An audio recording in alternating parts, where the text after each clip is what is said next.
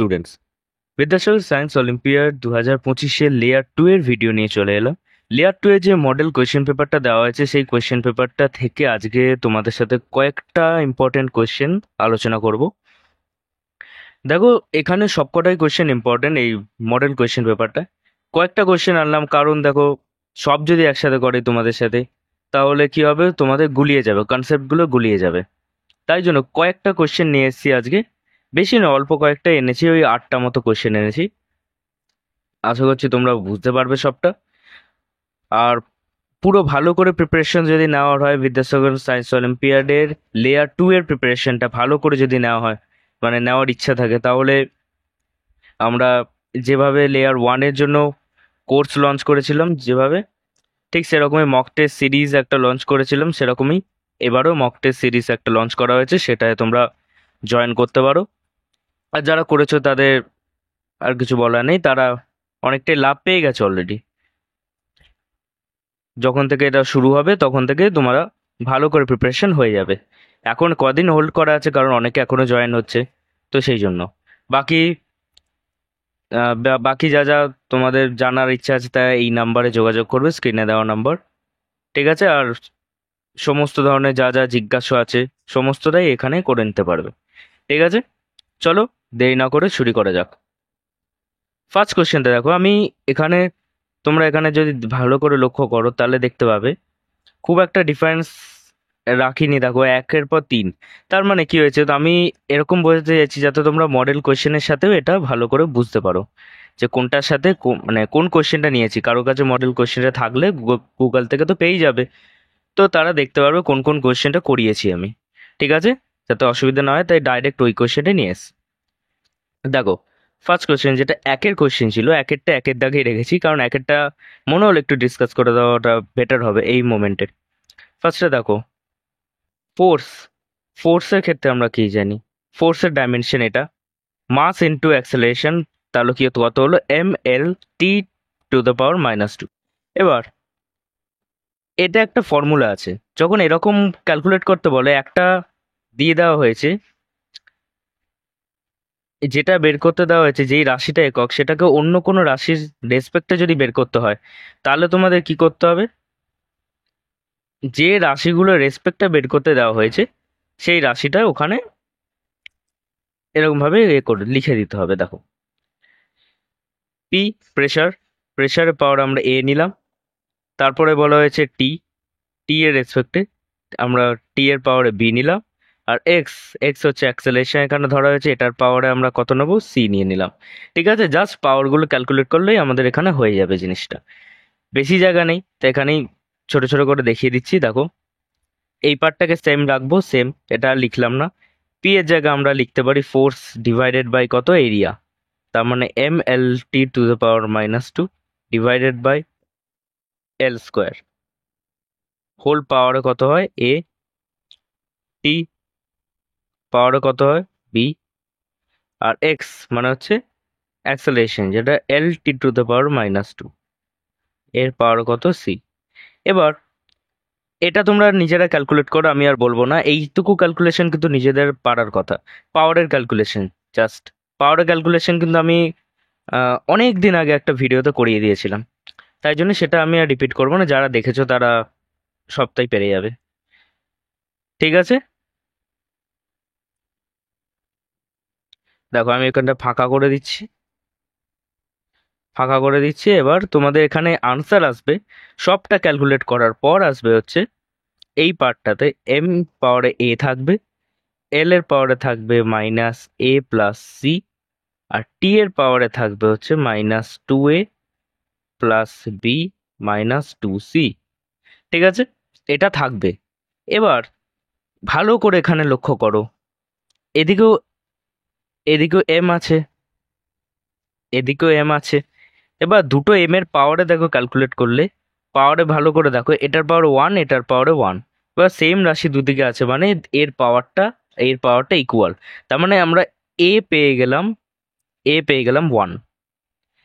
তার মানে P A এই জায়গাটায়, তার মানে পি একটা আছে, পি আছে, পি এর পাওয়ারে 1। দেখো, এতে আছে, বিতে আছে, আর ডিতে আছে। তার মানে option C already cancel out হয়ে গেল। এবার এবার দেখা যাক এল এর পাওয়ারও 1 আছে, এবার এল এর পাওয়ার আছে মাইনাস এ প্লাস সি। এবার minus A plus C equal to যদি 1 হয় আর এর ভ্যালু যদি 1 হয়, তাহলে সি ইকুয়াল টু কত এসে যাবে? 2। ক্যালকুলেট করো, দেখো এর ভ্যালু পুট করো, হয়ে যাবে। তাহলে সি হবে 2, মানে এক্স এর পাওয়ারে 2 থাকবে। এক্স এর পাওয়ারে কোথায় 2 আছে? এক্স এর পাওয়ারে 2 আছে হচ্ছে কততে আছে? অপশন এ তে দেখো, এক্স এর পাওয়ার 2। পি এরটা চাইলে, এই টি এরটা চাইলে তোমরা ক্যালকুলেট করতেই পারো, আমি এখানে করলাম না কারণ অলরেডি আনসার পেয়ে গেছি, আর প্রয়োজন নেই, সময় নষ্ট হবে বাকি করলে। ঠিক আছে, বুঝতে পেরেছো আশা করছি। তারপর নেক্সটে যাওয়া যাক। নেক্সট কোশ্চেনটা দেখো, যেটা মডেল সেটের 3-এর কোশ্চেন। টেম্পারেচার এখানে কনফিউজ করার জন্য দিয়েছে, টেম্পারেচারে কোনো দেখারই প্রয়োজন নেই। ঠিক আছে, কনফিউজ করার জন্য দিয়েছে, ওটা আর কিছুই না। কিছু পরিমাণ তরল থেকে স্থির হারে তাপ বের করে নেওয়া হচ্ছে, কোন গ্রাফটা এর মধ্যে সঠিক? তাপ বের করে নিচ্ছে, তার মানে তাপ বের করে নিলে কি হবে? তাপমাত্রা কমবে, তাপমাত্রা আস্তে আস্তে কমবে যত তাপ বের করে নেবে। তাপমাত্রা যদি কমে তাহলে এটা তাপমাত্রা, আর এটা যদি সময় হয়, সময় যত বাড়বে তাপমাত্রা কমবে, কমবে। ঠিক আছে, কমতে কমতে একটা টাইমে জিরো আসবে, আরো তাপমাত্রা কমলে কত হবে? একটু পজ থাকবে, পজের পর আবার কমতে থাকবে। এবার এই অপশনটা কারেক্ট নয়, যেটাতে আমি বোঝালাম, কারণ এখানে জিরোতে থেমে গেছে, জিরোতে থামবে না, আরো নামবে। তাই জন্য অপশন বিও কারেক্ট নয়, সিও কারেক্ট নয়। শুধুমাত্র অপশন ডি তে দেখো, অপশন ডি এখানে কারেক্ট হবে। কেন না? কমছে, দেখো কিরকম ভাবে কমছে। তাপমাত্রা কমলো, জিরো ক্রস করলো, একটা পয়েন্ট এসে কনস্ট্যান্ট হলো, হওয়ার পর আরো আরো আরো আরো নিচে নিচে নামতে থাকলো। এবার এই পয়েন্টটা বাদ দাও তোমরা, এটা এরকম হবে না, এটা এইরকম হবে। তাহলে ডি আনসারটা হবে কারেক্ট। ঠিক আছে, আর যদি ওইটুকু পয়েন্টকে বাদই দাও, কারণ এটা দেখো না এখানে গ্রাফটা কি করে উল্টো দিকে গেছে। এটা আমি করিনি, এটা মডেল কোশ্চেনটাই ছিল এরকম। গ্রাফ উল্টো দিকে গেছে, মানে সময় পিছন দিকে কি করে যেতে পারে? সময় তো পিছন দিকে যাবে না। ঠিক আছে, চলো তারপর দেখো মডেল সেটের 5-এর কোশ্চেন, যেটা আনসার হবে ডি। কোনটা অবাস্তব বলেছে? অবাস্তব মানে হচ্ছে কোনটা হবে না। অপশন ডি তে দেখো, বস্তুর বেগ কনস্ট্যান্ট কিন্তু ত্বরণ পরিবর্তনশীল। ত্বরণ মানে কি আমরা কি জানি? ত্বরণ মানে জানি হচ্ছে একক সময় বেগের পরিবর্তন। এবার বেগই যদি পরিবর্তন না হয়, ত্বরণ আসবেই তো না, তাহলে ত্বরণ কি করে পরিবর্তন হবে? ঠিক আছে, তারপর এগুলো ছোটবেলাকার কনসেপ্ট, এগুলো আমি ক্লাস এই এগুলো লেয়ার ওয়ানেতেই অনেকে ভালো করে পড়ে নিয়েছো। লেয়ার ওয়ানে যা কোয়েশ্চেন টাইপ ছিল তার তুলনায় এটা একটু হাই আছে। ঠিক আছে, কিন্তু লেয়ার ওয়ানেতে এবারে অনেকটা সহজ কোয়েশ্চেন করেছে দেখলাম। আমি যে সলিউশন ভিডিও দিয়েছিলাম তাতে 4টে কোয়েশ্চেন ভুল ছিল, 4টে কোয়েশ্চেন ভুল ছিল তো। আর যেটা ওদের অফিসিয়াল ওয়েবসাইটে যে আনসার কিটা দেওয়া হয়েছিল সেখান থেকে আশা করছি সবাই মিলিয়ে নিয়েছো। কে কে চান্স পেয়েছো সেটা অনেকে জানিয়েছে, এবার অনেকে আমাদের এখান থেকে পড়ে অনেকে পেয়েছে। তো তোমাদের যদি কারো ইচ্ছা হয়, তারা স্ক্রিনে দেওয়া এই নাম্বারটায় যোগাযোগ করে আমাদের যে মক টেস্ট সিরিজ সেটাতে জয়েন করে নিতে পারো, আর ইউটিউবে তো পড়ানোই হচ্ছে। ঠিক আছে, মক টেস্ট সিরিজে জয়েন করলে আরো বেটার ভাবে অনেক ধরনের কোশ্চেন তোমরা প্র্যাকটিস করতে পারবে, লাভ হবে তোমাদেরই। ঠিক আছে, পেড দামটা অনেকটাই কম, তোমরা ভেবে দেখতে পারো এই বিষয়টা। তারপর দেখো 6টা দেখো, এটা 4-এর কোশ্চেন, মানে 4 দাগের কোশ্চেন, আর মডেল কোশ্চেনে 6। ঠিক আছে, আচ্ছা 6-7 এই দুটো পরের দিন আলোচনা করব, 6-7 পরের দিন আলোচনা করব। ঠিক আছে, কারণ এইটা আলোচনা করতে একটু টাইম লাগবে আর ভিডিওটা লম্বা হয়ে যাবে। 9টা দেখা যাক, 9টা আলোচনা করা যাক। দেখো কোশ্চেনটা পড়ো, পড়ে নিয়েছো? এবার দেখো, আমরা একটা জিনিস জানি হচ্ছে you square divided by 2g, এটা কি? এটা হলো হাইট, ওপরে ছোড়া হলো কোনো বস্তুকে। কি করে এলো? প্রশ্ন আসতেই পারে তোমাদের। ফর্মুলাটা দেখে নাও, ডেরিভেশনটা কিভাবে হচ্ছে এটা। ঠিক আছে, আমরা একটা ফর্মুলা জানি, V square equal to U square plus 2as, এটা আমরা জানি। এবার যেহেতু ওপরে ছড়া হলো, আস্তে আস্তে বেগটা তার মানে কমবে, তার মানে অ্যাক্সেলারেশন মাইনাসে হবে, -2। আর এর জায়গায় কি লিখবো? গ্র্যাভিটেশন অ্যাক্সেলারেশন, যেটা gs। আর এস এর জায়গাতে আমরা লিখবো, যেহেতু ওপরে ছোড়া হলো, h। ঠিক আছে, বোঝা গেছে? না বোঝার কোনো ব্যাপার নয়। আর ওপরে গিয়ে একটা পয়েন্টটা থেমে যাবে, মানে v0 হয়ে যাবে। এখান থেকে যদি এইচ কে ক্যালকুলেট করো, এইচ আসবে হচ্ছে ইউ স্কোয়ার বাই 2g, এটা আসবে এইচ। তাহলে এখান থেকে ফর্মুলাটা এসছে, ডেরিভেশন দেখে নিলাম, আশা করছি কারোর অসুবিধা নেই কিছু। তারপর দেখো, এবার আমরা এখান থেকে দেখতে পারবো একটা জিনিস, H equal to U square by 2g। ঠিক আছে, capital H equal two 2u এর স্কোয়ার বাই 2g, মানে হচ্ছে 4u স্কোয়ার বাই 2g। 4টাকে আলাদা করলে U square by 2g equal to H, তার মানে 4h। 4h কোথায় আছে? অপশন সি তে আছে 4h। দেখতে না পেলে আমি ক্যালকুলেশনটা মুছে দিলাম। করে নিয়েছো আশা করছি, বা বুঝে গেছো, এখন করে নাও নিজে, পজ করে ভিডিওটা দেখো। এইটা হবে আনসার। ঠিক আছে, তারপর নেক্সট দেখা যাক। পড়ো, কোয়েশ্চেনটা কি হবে পড়ো দেখি, চেষ্টা করো, পারার কথা এগুলো। দেখো, লেয়ার 2 এ কিন্তু বেশি এক্সেপশনাল কিছু নেই, অতিরিক্ত কিছু নেই। অতিরিক্ত আছে বলতে দু একটা চ্যাপ্টার অতিরিক্ত আছে, মানে যেটা লেয়ার 1-এ ছিল না, 2 এ আছে। আর বাকি সব লেয়ার 1-এ চ্যাপ্টারগুলোই আছে, তাই ওটা যারা পড়েছো তাদের এটা পারার কথা। মানে লেয়ার 2 এর যে ওই চ্যাপ্টার থেকে তো কোশ্চেন আসবে, কনসেপ্ট তো একই, একটু নয় ঘুরিয়ে দেবে। সে একটু ঘুরিয়ে দেওয়াটা কিছু যা আসবে না, তোমাদের অনেকটা প্র্যাকটিস থাকলে কিচ্ছু যা আসবে না, তোমরা সবাই পারবে সেটা। একটু প্র্যাকটিস লাগবে, আর ধরে ধরে বুঝতে হবে কি টাইপের কোশ্চেন আসছে। আর সেই টাইপের কোশ্চেনগুলো বোঝার জন্যই তোমাদের বেশি করে মক টেস্ট দিতে হবে। কারণ নতুন করে শেখার তো নেই কিছু, শেখার আছে দু একটা, সেটা আমি ভিডিওতে করিয়ে দেবো, কিন্তু খুব একটা বেশি তো শেখার কিছু নেই। তাই জন্য যত বড় কোশ্চেন প্র্যাকটিস করতে করবে তোমরা, কোশ্চেন প্র্যাকটিস করতে হবে মক টেস্ট সিরিজ দিয়ে। আর সেই মক টেস্ট সিরিজের জন্য আমরা এখানে লঞ্চ করা হয়েছে, আগেও বললাম, ইচ্ছা গেলে তোমরা জয়েন করতেই পারো। ঠিক আছে, চলো এই কোয়েশ্চেনটা দেখা যাক, পড়ে নিয়েছো? এবার বলি,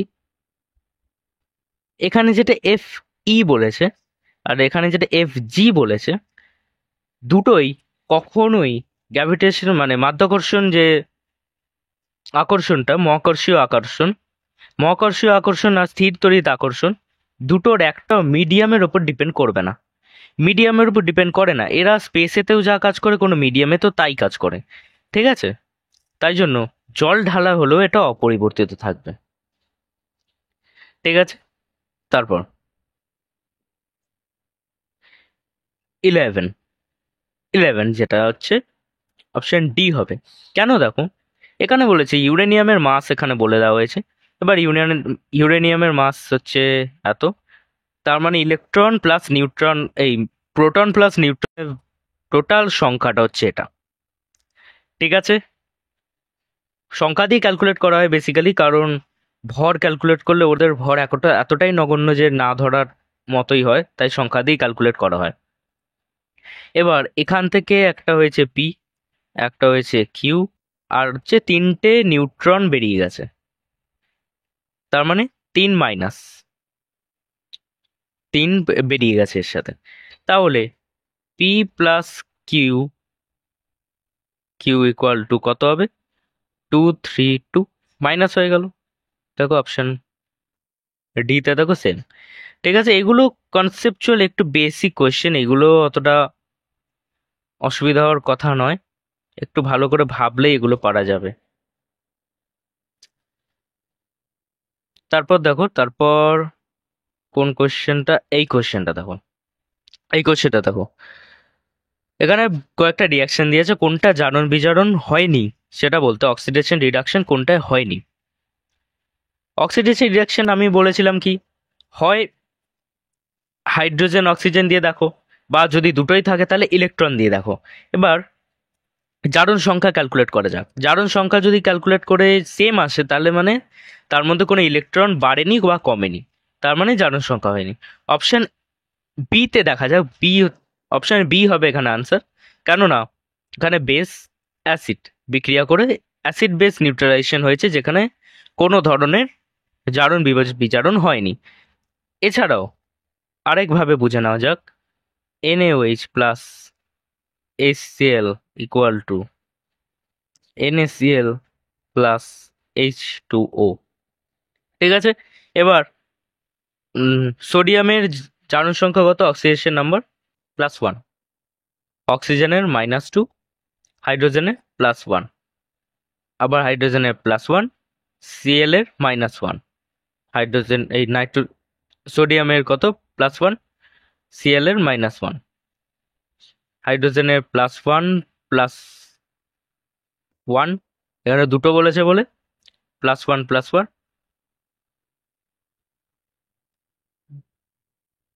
আর অক্সিজেনের কত -2। এবার দেখো এখানে সোডিয়ামের যা, এখানে কি করে ক্যালকুলেট করলাম আমরা, +1 -1, দেখো +1 +1 2 হচ্ছে, আর -2 ক্যান্সেল আউট হয়ে গিয়ে 0, যেটা হচ্ছে নিউট্রালাইজ হয়ে গেল, মানে এর কোনো চার্জ নেই। সবকটা এরমভাবেই ক্যালকুলেট করা হয়েছে। এবার কয়েকটা জিনিস যেমন ফিক্স হয় অক্সিডেশন নাম্বার, যেমন আহ, এর ক্ষেত্রে অক্সিজেনের ক্ষেত্রে তো ফিক্স হয়, ক্লোরিনের ক্ষেত্রে ফিক্স হয়, হাইড্রোজেন মাঝে মাঝে নিজের দল বদল করে, সেটা আলাদা ব্যাপার, এক্সেপশন। ওটা বাদ দাও, এক্সেপশনগুলো বাদ দাও। এখানে দেখো সোডিয়ামে যা ছিল অক্সিডেশন নাম্বার, রিয়াকশনের পরেও সেম আছে। অক্সিজেনের যা রিয়াকশনের পরেও সেম আছে। হাইড্রোজেন +1 ছিল, পরবর্তীতেও +1ই আছে। Cl -2 ছিল, পরবর্তীতেও -2। ঠিক আছে, কোনো অসুবিধা নেই, এই জন্য এটা জারণ বিজারণ হয়নি এখানে।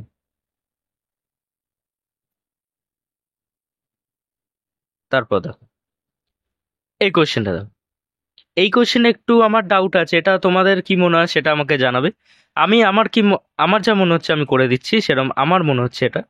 তোমাদের যে ডাউট থাকবে বা তোমাদের যদি মনে হয় যেটা অন্যভাবে হতে পারে, সেটা কমেন্টে জানাবে, ঠিক আছে।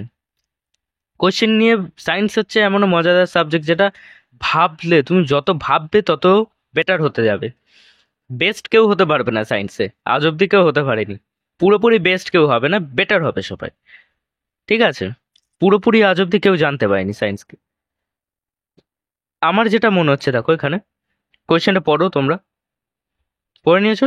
দেখো এখানে বলেছে, এবার যদি 1 ml নেওয়া হলো, এটা ফার্স্টের দ্রবণটা 1 ml নেওয়া হলো, 1 ml এর মধ্যেতে 5 গ্রাম সলিউট আছে, দ্রাবক, এই দ্রাবক আছে। আর সেকেন্ডটার 1 ml এর মধ্যে 15 গ্রাম আছে। এবার টোটাল কত হলো, 2 ml, 2 ml হলো। তার মানে 2 ml এর মধ্যে কত সলিউট হয়ে গেল, 5 + 15 কত হয়, 20, 20 গ্রাম।